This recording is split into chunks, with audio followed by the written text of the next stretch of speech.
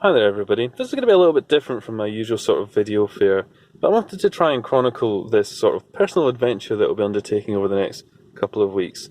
We're sitting at the moment in what is my current car, Nissan Juke 2014.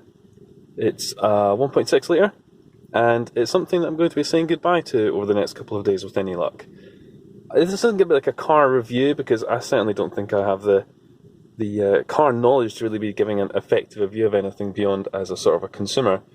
And I'm going to be a bit sad to see the back of it. I've had this car for about 2 years now, and in that time I've put probably, let me think now, about 15 to 20,000 miles on it, which is, it's an okay amount of time. It's certainly one of the shorter periods of time that I've owned a vehicle.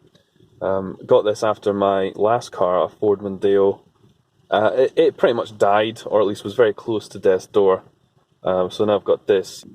So what I'd been hoping to do was take the car out for a little sort of last great chunt up perhaps to the services from London, and as you can see, the weather has turned to absolute shit, which meant I kind of really didn't fancy it, and then I got stuck in traffic. So instead I'll just list some of what I think are the good points and the bad points about this car. The good points being...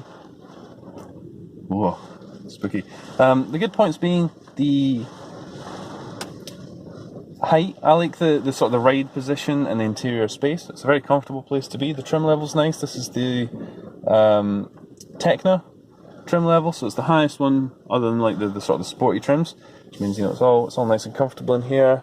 Nice leather seats. It's all camera can focus perhaps. There we go. It handles okay. I mean, it doesn't feel like a massive car, even though it's technically an SUV, the sort of mini SUV class. It handles okay. And I find it quite easy to get it parked. My old car was a lot bigger and it was much more of a pain in the ass. And, I mean, it can sometimes be economical, but I don't know. Bad points, it has a very limited range. This is something that you probably want to look into a little bit if you're thinking about getting a car like this.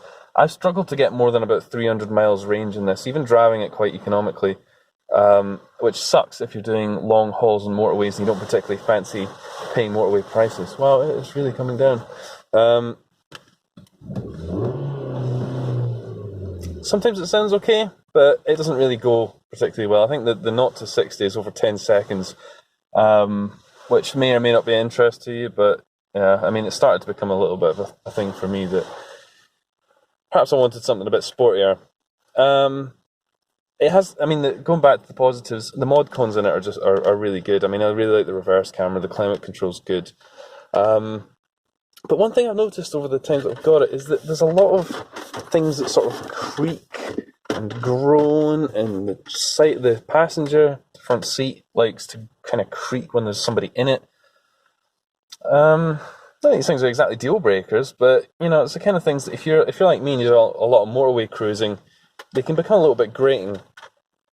Another thing that it doesn't seem to like to do is sometimes when you put it into reverse gear, like just now, it doesn't quite engage properly. It has to really kind of crunch in, which sucks. That may be just this particular car. It's got a full service history, so I would like to think that it's been kept in good order.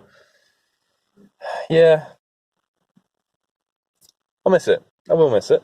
But at the same time, change is alright. And I backed away from the idea of just sticking with the Nissans and getting the Nismo RS version, because I thought it's essentially going to feel like the same car again. Having test driven two of them, the interior is very similar. The mod cons are very similar. All the extras, it just goes a bit faster. So yeah, that's it. That's the Juke. Long live the Juke.